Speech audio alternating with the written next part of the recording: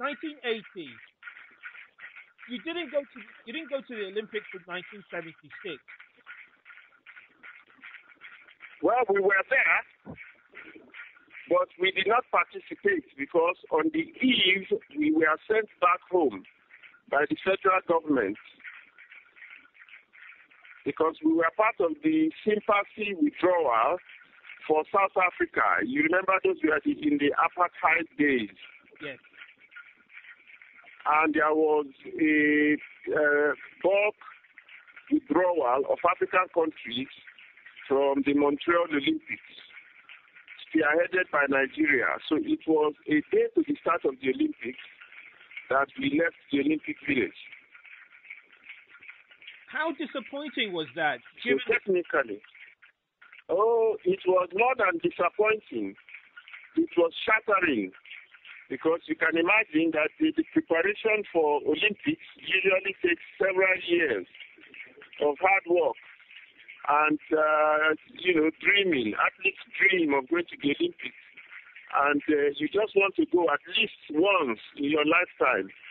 And you never can tell whether, any particular one would be the one opportunity you have. So you can imagine, withdrawing from the games on the very eve when you had been there already. You had tasted of the Olympic night for one whole week, eating and drinking and training and sharing time and space with athletes from all over the world.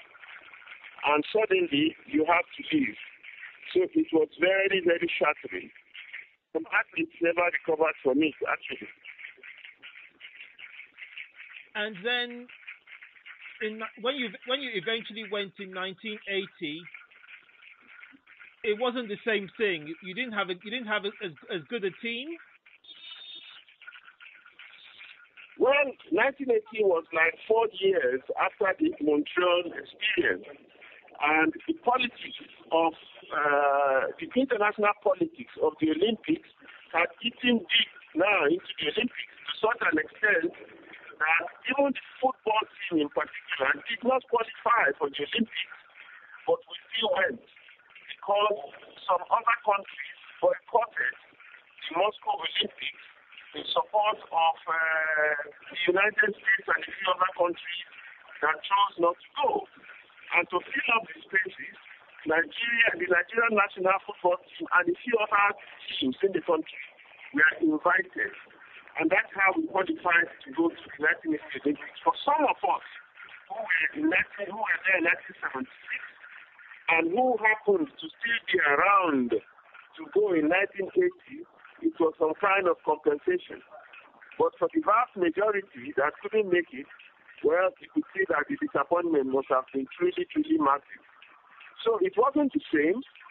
Montreal was different from communist Russia because Russia was still a communist country at the time. And the atmosphere was totally different. Whereas, you could smell and feel and eat freedom in Montreal, it was so secretive. It was so...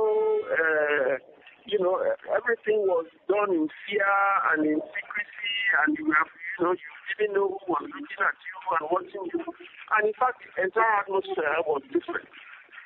So it was a different Olympics, and it was, that's how best I can put it. What about the football on the pitch? What do you remember of that? Well, Moscow was a poor experience for me, particularly because we played 3 games. We lost one.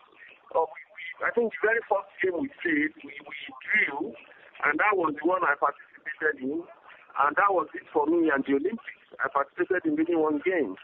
Although before the Olympics, I was the overall team captain of the entire contingent of games, and a lot was expected of me. But then, because of an injury I sustained, I couldn't participate in only but 1 game. So from that perspective, it was very, very disappointing. However, the team still did reasonably well. But again, for football, it was a totally, totally different team. Of all those that were present in 1976, perhaps only 4 or 5 were left in 1980. So you can see that, a lot has gone under the bridge a lot of water has passed under the bridge, and things are no longer the same. Did you get to see much of the other games? The other athletes and events?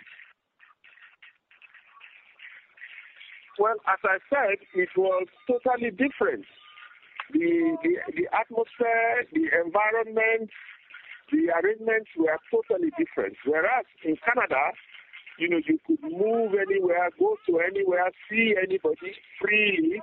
In Moscow, there was so much restriction. Even to get into the Olympic village, you had to go through all kinds of security gadgets and security gates.